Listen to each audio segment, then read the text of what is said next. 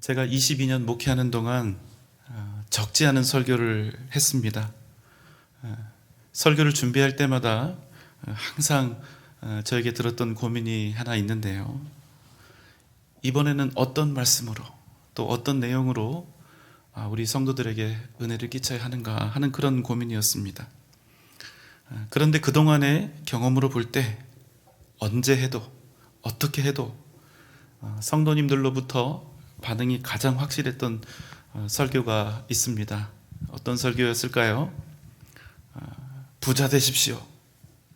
높이 되시고 건강하십시오. 복 많이 받으십시오. 이렇게 축복 설교할 때 반응이 가장 좋았습니다. 설교 시간 내내 아멘 아멘 하는 화답이 끊이질 않았고요. 예배 마치고 나갈 때도 오늘 말씀에 은혜 많이 받았습니다 하는 그런 인사를 가장 많이 받았던 것 같습니다. 그런데 여러분, 설교만 그런 게 아니죠. 기도도 마찬가지입니다.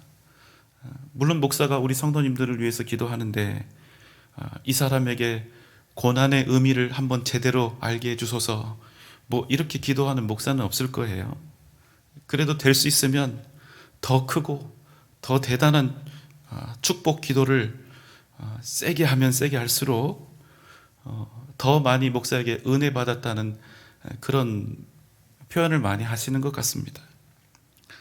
물론 하나님께서는 목사에게 축복의 설교를 할 수 있는 권한과 또 성도들을 향해서 복을 선포할 수 있는 그런 축복의 기도를 할 수 있는 은혜를 주셨습니다.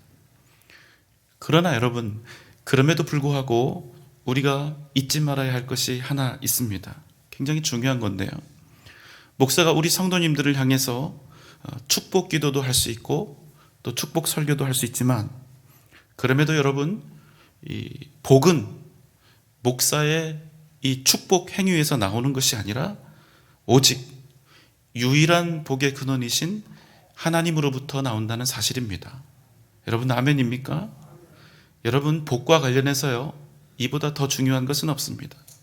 그런데 복은 오직 하나님으로부터 나온다. 이 말씀의 뜻은 무엇일까요?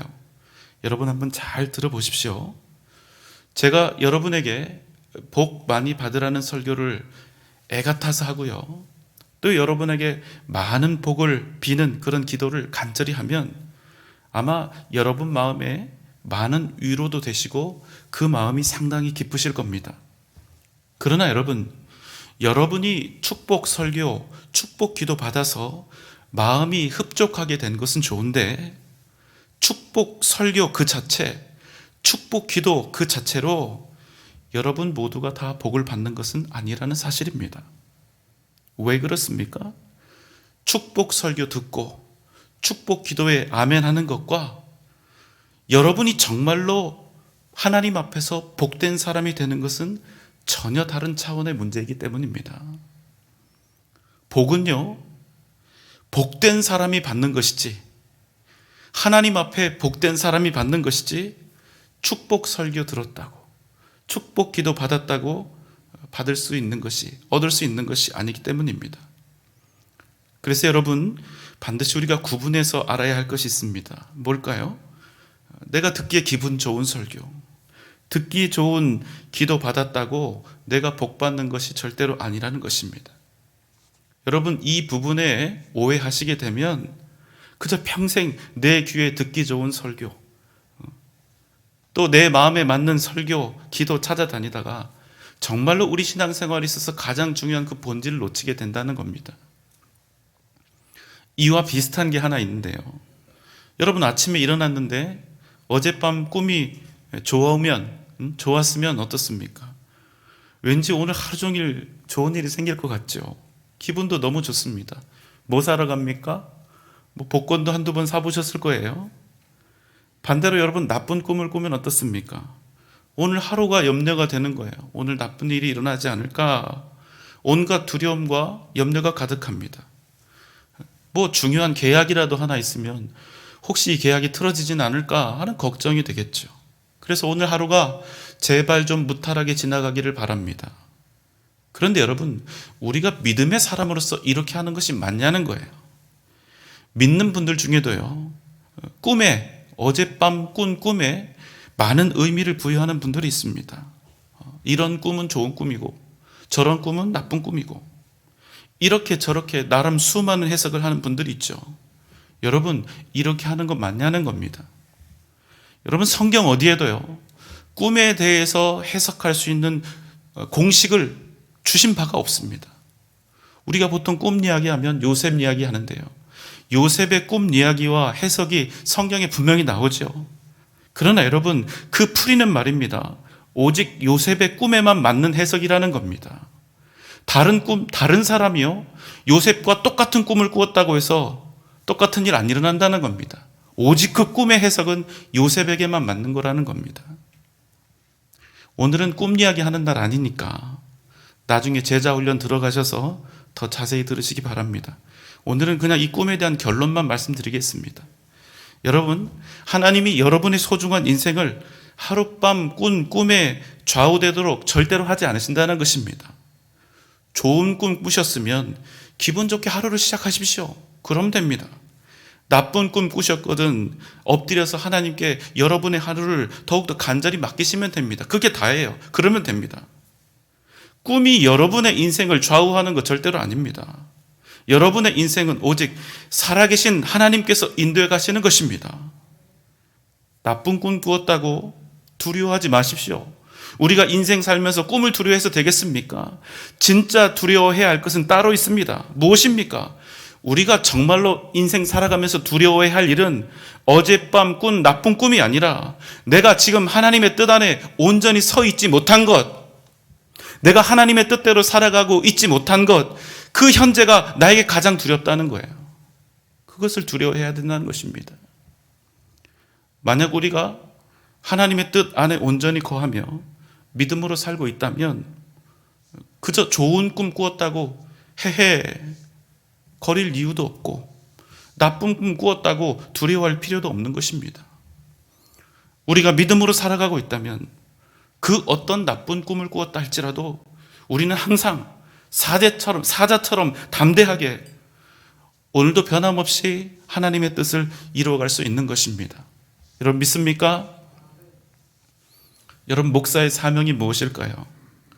이렇게 일주일에 한 번씩 교회 오시는 분들 대부분인데 우리 성도님들을 기분 좋게 행복한 메시지로, 그래서 좋은 기분 가지고 집으로 돌아가게 해드리면, 축복 설교하고 축복기도 많이 해드리면 그것으로 목사의 사명이 족한 것일까요? 정말 여러분의 마음을 목사가 기쁘게 기분 좋게 해드리면 여러분의 인생에 은혜가 넘쳐날까요? 여러분, 절대로 그렇지 않다는 겁니다. 목사의 사명은요, 우리 성도들을 그저 행복한 기분 들게 하는 것이 아니라 여기 계신 여러분을 정말로 하나님으로부터 복받는 사람이 되도록 세우는 일, 그것이 바로 목사의 사명이라는 겁니다. 보기 좋고 듣기 좋은 가짜 은혜 말고, 혹 듣기에는 아프고 괴로워도 진짜 생명 얻는 은혜를 증거하는 것이 바로 목사의 사명이라는 것입니다. 우리 눈에 복처럼 보이는 것들이 있습니다. 그 화려한 것들을 성도들의 손에 쥐어주는 것이 아니라 때때로 정말로 듣기 거북해도 한 영혼 한 영혼을 예수 그리스도의 그 애끓는 가슴으로 깨우쳐서 죄에서 돌이켜 살아계신 하나님 앞에 온전히 나아가게 하는 것, 그것이 여러분 목사의 역할인 것입니다. 그렇다면 여러분, 진짜 복은 어디에서 올까요? 진짜 은혜는 어디에서 올까요? 진정한 복음의 역사와 은혜는 우리가 어떻게 누릴 수 있을까요? 오늘 말씀입니다. 로마서 5장 20절입니다. 율법이 들어온 것은 범죄를 더하게 하려 함이라. 그러나 죄가 더한 곳에 은혜가 더욱 넘쳤나니. 율법이 들어온 것은 범죄를 더하게 하려 함이라. 그렇지 않아도 우리는 율법에 대해서 그리 썩 좋은 인상을 가지고 있지 못합니다. 우리는 예수님 당시 율법주의자들의 행태를 잘 알고 있습니다. 그저 율법에 목매어 살던 이 서기관과 바리새인들이 우리 주님을 어떻게 핍박했고 십자가에 못 박는 일에 앞장섰는지를 우리가 잘 알고 있습니다. 게다가 율법이라고 하는 것은요, 항상 우리에게 있어서 은혜라고 하는 이 좋은 개념과 항상 반대되는 것처럼 그렇게 여겨지기 때문에 더욱 우리에게는 거부감이 생기는 단어일 수 있습니다. 그런데 여러분, 방금 전 읽은 20절 말씀 우리에게 뭐라고 말씀하고 있습니까? 범죄를 더하게 하려고 우리에게 율법이 들어왔다는 것입니다. 그래서 이 구절을 읽고 있으면요, 그동안 우리가 가지고 있던 이 율법에 대한 거부감이 더욱더 확고해질 수밖에 없는 것입니다. 하지만 여러분, 그 뒤에 이어지는 말씀은 무엇입니까? 율법이 우리에게 들어온 것은 범죄를 더하게 하려 함이라. 그러나 죄가 더한 곳에 은혜가 더욱 넘쳤나니. 여러분, 정말로 놀라운 말씀이 아닙니까? 율법은 우리의 죄를 드러나게 하지만 우리의 죄가 드러나면 드러날수록, 우리의 죄가 더 크면 클수록, 우리의 죄가 악하면 악할수록 은혜가 더욱 넘쳐난다는 것입니다. 우리가 예수 믿으면서, 아니 평생을 살아오면서 품어온 인생 최고의 자부심은 무엇입니까? 비록 내가 부자는 아니어도, 내가 세상에서 높은 명예나 지위를 얻은 것은 아니어도, 내가 일생을 다하여 선하고 의로운 삶을 살아왔다 하는 그것 아닙니까? 그래서 누구 앞에서든 떳떳하고 당당한 인생이었노라고 자신 있게 확언할 수 있음이 내 인생 최고의 자랑인 분들이, 자부심인 분들이 얼마나 많습니까? 그런데 여러분, 오늘 말씀은 무엇이라 하죠? 죄가 더한 곳에, 죄가 많은 곳에 은혜가 더욱 넘친다는 것입니다. 이것을 여러분, 반대 논리로 풀어보면 어떻게 됩니까? 죄가 없는 곳에는 은혜도 없다는 거예요. 죄가 없는 곳에는 은혜도 없다.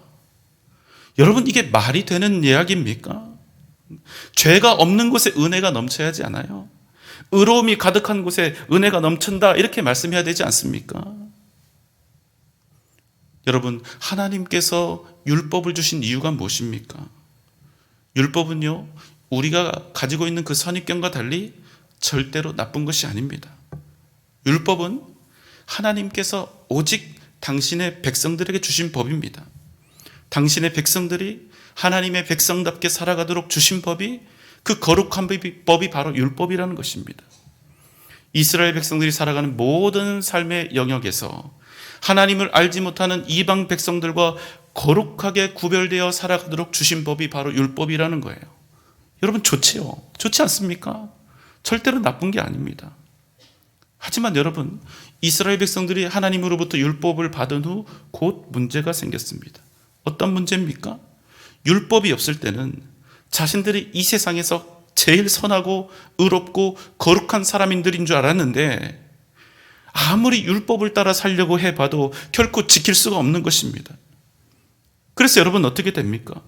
율법을 알게 된 이후 걷잡을 수 없이 수많은 죄를 자신들이 지금까지 지으면서 살았다는 사실을 비로소 알게 된 것입니다.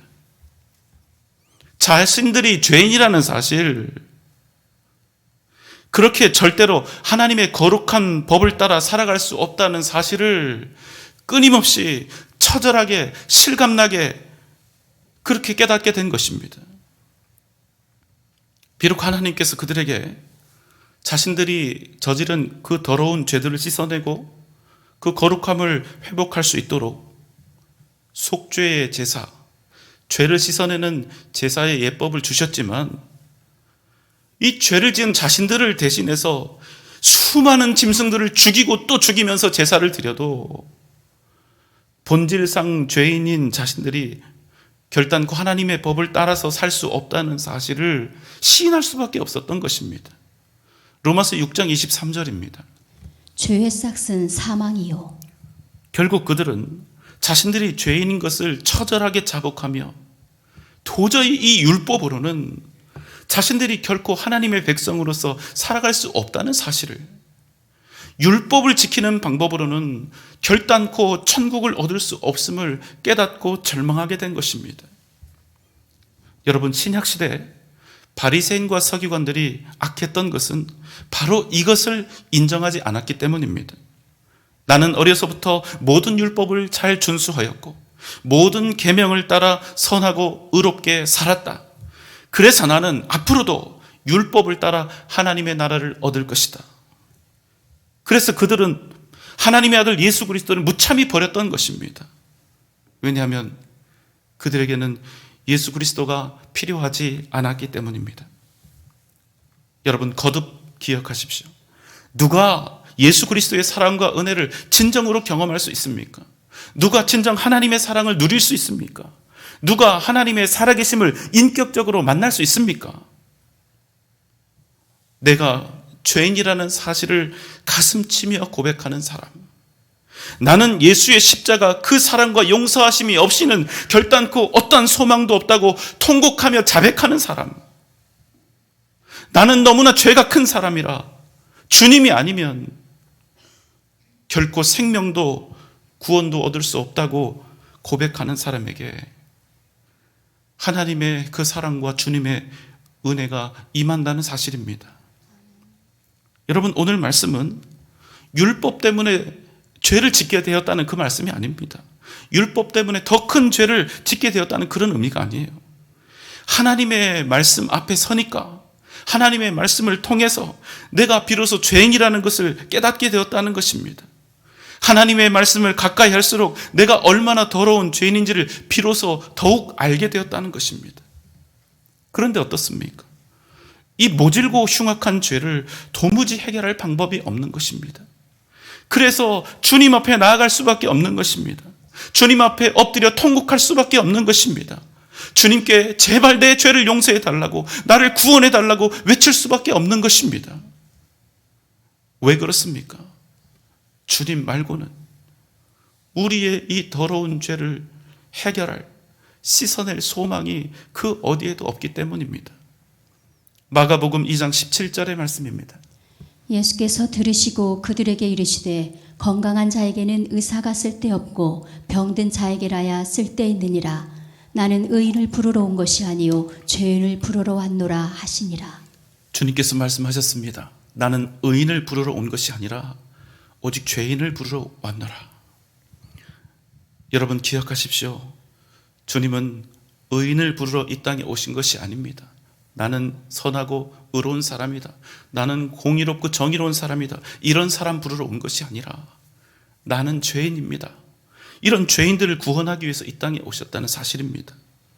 그래서 여러분, 더 죄인일수록 더 소망이 없고 더 답답하고 더 욕심 많고 더 절망적이고 더 아프고 더 억울하고 더 괴로울수록 더욱 더 주님이 필요하다는 사실입니다. 막달라 마리아는 창녀였습니다. 세상 모든 사람들에게 손가락질을 당하고 멸시와 비난을 당했던 여자입니다. 그런 그가 어느 날 주님 앞에 엎드려 아주 값비싼 향유 옥합을 깨뜨리고 그 향유를 주님의 발에 붓고 자기 머리털로 주님의 발을 닦아내는 것입니다. 이 모습을 본 소위 거룩한 자들이 소곤대면서 말했습니다. 누가복음 7장 39절입니다.